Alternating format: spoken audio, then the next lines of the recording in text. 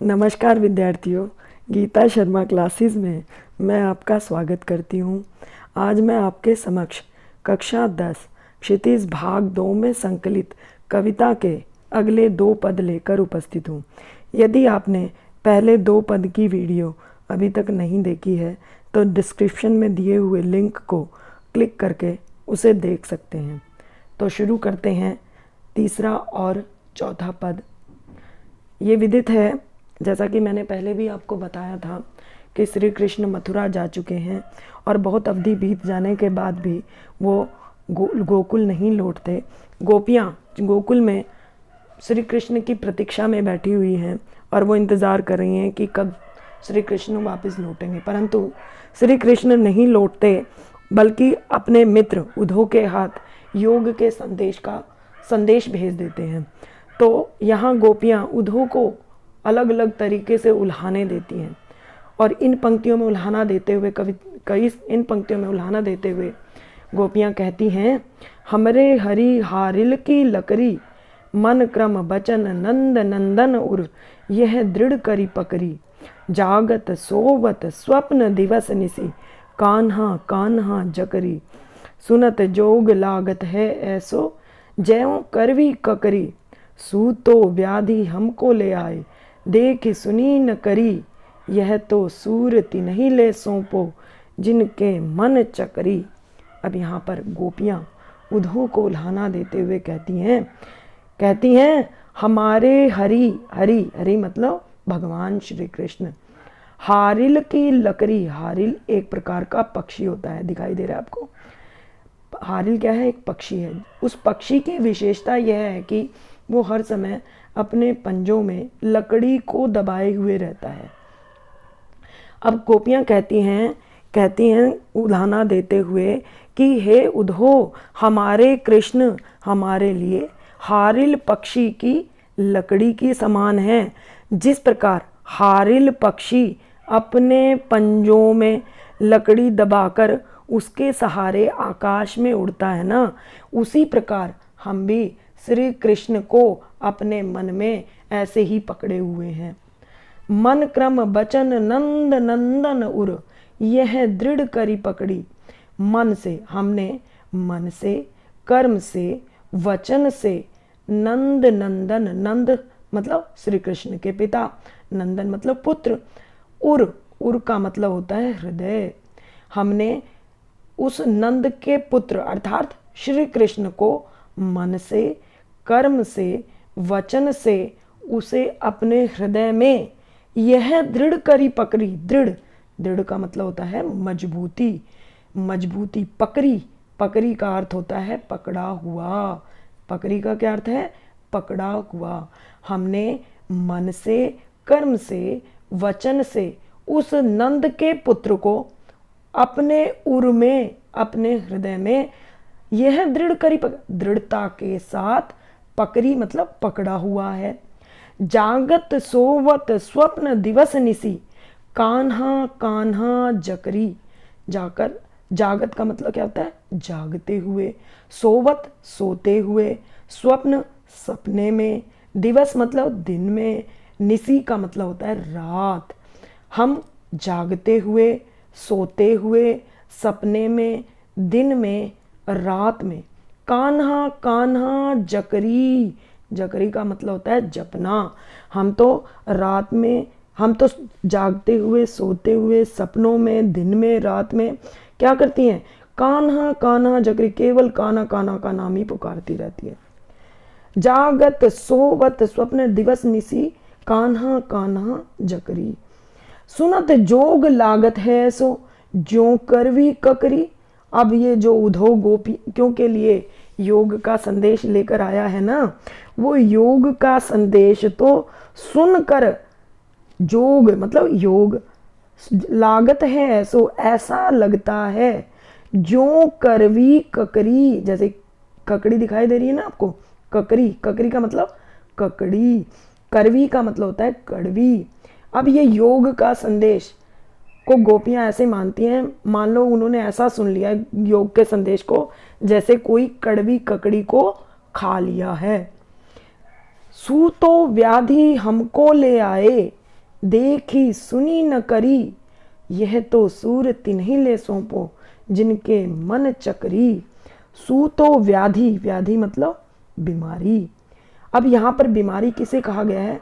योग रूपी बीमारी। व्याधि का अर्थ है बीमारी।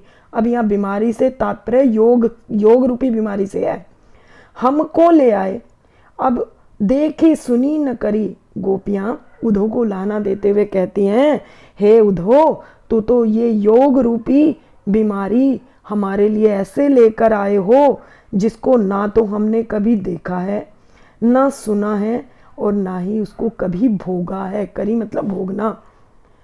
यह तो सूर तिन्हीं ले सौंपो, जिनके मन चकरी। सूरदास जी माध्यम है गोपियों का, तो उनके माध्यम से गोपियां कहती हैं, क्या कहती हैं? यह तो सूर तिन्हीं ले सौंपो, कि भाई ये योग का संदेश तो उन्हीं लोगों को सौंपना चाहिए जिनके मन चकरी। चकरी ये दिखाई दे रहा है आपको? जिनके मन में एक प्रकार का चक्कर चलता रहता है, यानी कि घूमता रहता है, कभी भी ध्यान केंद्रित नहीं होता। जैसे चक्री निरंतर लगातार घूमती रहती है ना, वो एक जगह केंद्रित नहीं रहती, ऐसे ही गोपियां यहाँ उलाहना दे रही हैं। कहती हैं कि हे उद्धव, ये योग का संदेश तो आप उन्हीं लोगों को जाकर देकर आओ जिनके मन चक्री के समान घूमते रहते हैं। हमारा मन तो पहले ही श्री कृष्ण के प्रेम में रमा हुआ है, एकाग्र है, इसीलिए यह योग का संदेश आपको हमें देने की आवश्यकता नहीं है। आप तो जिनके मन चंचल हैं, जो कभी एकाग्र ही नहीं होते, योग क्यों किया जाता है? मन को एकाग्र करने के लिए, है ना। तो उसी प्रकार से गोपियां वहीं उलाहना देते हुए कहती हैं कि ये योग का संदेश तो आप उन्हीं व्यक्तियों को दें जिनके मन चक्री के समान घूमते रहते हैं। चौथे पद की तरफ चलते हैं हम। हरि हैं राजनीति पड़ी आए, समझी बात कहत मधुकर के, समाचार सब पाए। इक अति चतुर हुते पहले ही, अब गुरु ग्रंथ पठाए। बड़ी बुद्धि जानी जो उनकी, जोग संदेश पठाए। उधो भले लोग आगे के, पर हित डोलत धाये। अब अपने मन फेर पाहिए, चलत जुहुते चुराए। ते क्यों अनीति करे आपुन, जे और अनीति छुड़ाए। राज धर्म तो यही सूर, जो प्रजा न जा ही सताए। अब गोपियों ने बड़े ही सुंदर ढंग से उल्हाना दिया है। उद्धव को उल्हाना देते हुए कहते हैं, अब श्री कृष्ण तो मथुरा जा चुके हैं, और मथुरा जाने के बाद उन्होंने क्या कर लिया? हरि है राजनीति पढ़ी आए। हरि, हरि मतलब भगवान श्री कृष्ण, राजनीति पढ़ाए। अब राजनीति की भी शिक्षा ले लिए। मथुरा जाने के पश्चात श्री कृष्ण ने क्या कर लिया? राजनीति पढ़ लिया। अब वो राजनीति कैसी राजनीति? इस प्रकार की राजनीति में कहा कुछ जाता है और करा कुछ जाता है। तो अब यहाँ पर गोपियाँ कहती हैं, क्या कहती हैं? कि मथुरा जाकर श्री कृष्ण ने राजनीति का भी पाठ पढ़ लिया है। अर्थात जो हमें कह कर गए थे, अब तो वो अपने कहे पर भी बिल्कुल नहीं रहे। उन्होंने अपना कहा भी तोड़ दिया, अपना वचन भी तोड़ दिया। अर्थात जो निश्चित अवधि देकर गए थे वो निश्चित अवधि पर नहीं आए। अर्थात उन्होंने क्या किया? राजनीति की शिक्षा ले ली है, राजनीति का पाठ पढ़ लिया है। समुझी बात कहत मधुकर के, समाचार सब पाए। समुझी बात, मधुकर, अब यहाँ ध्यान देने योग्य बात है, यहाँ मधुकर, जैसा कि मैंने आपको जब प्रसंग बताया था, गोपियाँ भंवरे को लक्ष्य कर कर उन्होंने ये पूरा पदों की रचना, पदों के बारे में मतलब उल्हाने दिए हैं। तो यहाँ पर मधुकर शब्द उद्धव के लिए प्रयोग किया गया। किसके लिए है मधुकर शब्द? उद्धव, यानी कि श्री कृष्ण के जो मित्र हैं उनके लिए। देखिए यहाँ पहले मैंने उद्धव शब्द किया था, अब अगर मान लो आपसे उद्धव का अन्य नाम भी पूछ लिया जाए तो आप मधुकर भी कह सकते हैं। मधुकर का यदि वास्तविक रूप से अर्थ देखा जाए तो भंवरे को ही कहा जाता है, मधुपान करने वाला, ठीक है, मधुकर। तो यहाँ पर गोपियाँ उनको उद्धव को कहती हैं कि समुझी बात कहत मधुकर के, समाचार सब पाए। जो भी मधुकर अर्थात उद्धव ने जो कुछ भी हमें बात कही, हमें बात संपादी, उनके माध्यम से ही समाचार सब पाए। हमने श्री कृष्ण के सभी प्रकार के समाचार पाए। अर्थात वो क्या कहना चाहते थे, हमने उद्धव के हाथ उनके दिए गए सभी समाचारों को पा लिया। इक अति चतुर हुते पहले ही, अब गुरु ग्रंथ पठाए। एक तो इक का मतलब एक, अति का मतलब बहुत ज़्यादा, चतुर चालाक, हुते मतलब थे, पहले से ही, अब गुरु ग्रंथ पठाए।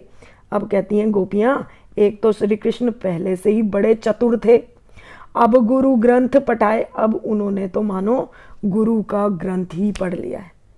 अब गुरु ग्रंथ में कैसे, जैसे गुरु ग्रंथ में ज्ञान की बहुत सारी बातें बताई जाती हैं ना, तो इसीलिए गोपियाँ उल्हाना देते हुए कहती हैं कि अब वो तो पहले से ही बड़े चालाक थे, अब तो ऐसा लगता है कि मानो उन्होंने कोई गुरु का ग्रंथ भी पढ़ लिया है।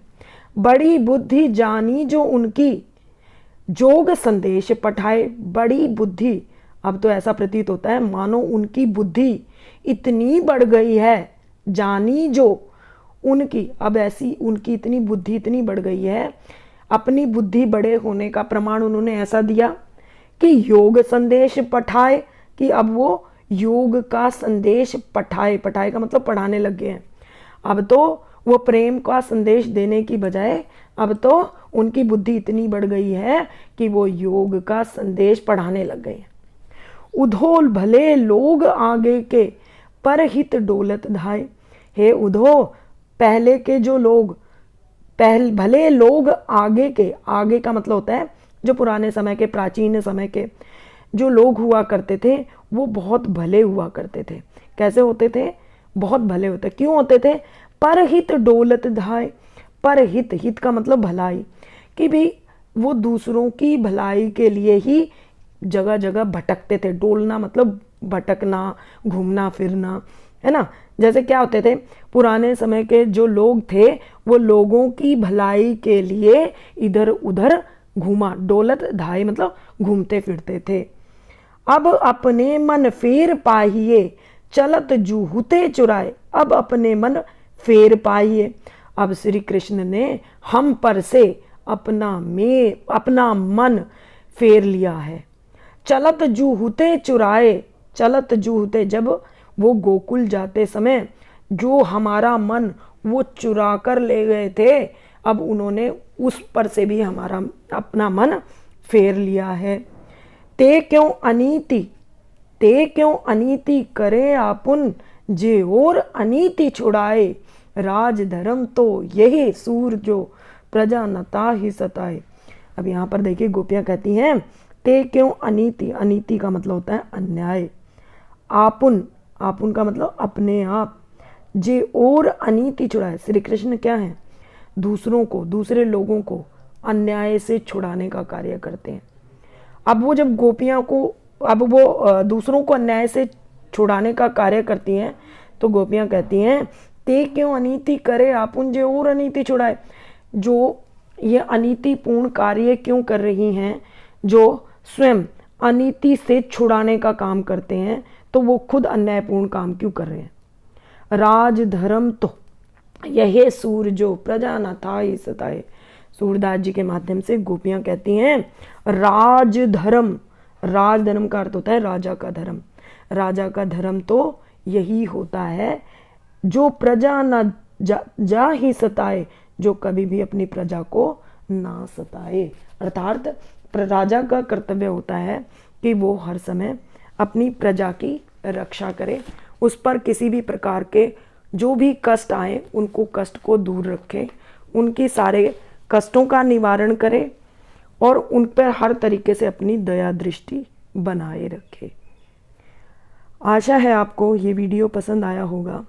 आने वाली वीडियो को देखने के लिए आप मेरे इस चैनल को लाइक करें, सब्सक्राइब करें और अधिक से अधिक लोगों को शेयर करें। धन्यवाद।